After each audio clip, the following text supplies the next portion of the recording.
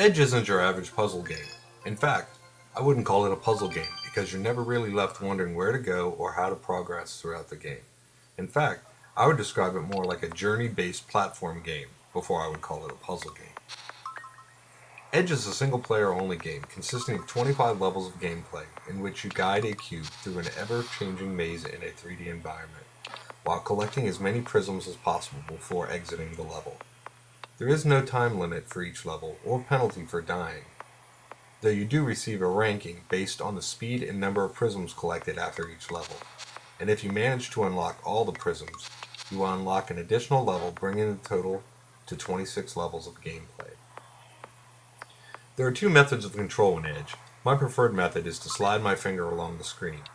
You can also choose to switch to accelerometer controls, but there are no adjustments and I found myself dying way too often for my liking. Graphically, Edge is pretty sterile.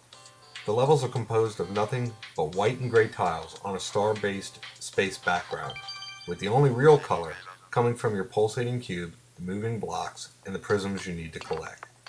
However, the atmosphere and creative nature of each level is outstanding, and something you should experience.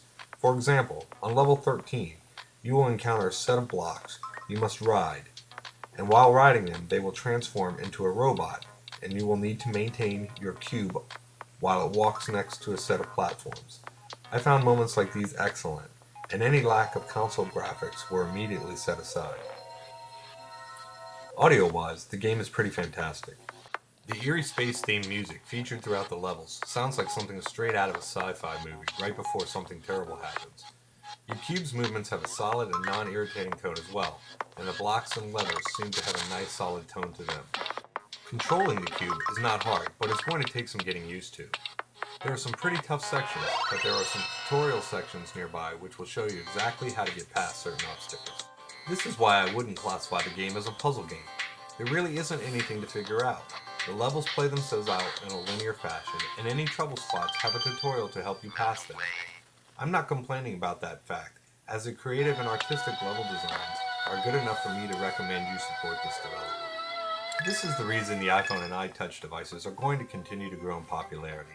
Developers can take a chance on a new idea, and occasionally something unique and positive will emerge. Edge definitely is one of these titles, and anyone remotely interested in gaming should give this a try. And to those who might say there are only 26 levels, I would ask you, would you rather have 26 levels of great gameplay or 50 mediocre ones? For a full written review of this and other applications, please visit www.adversity.com.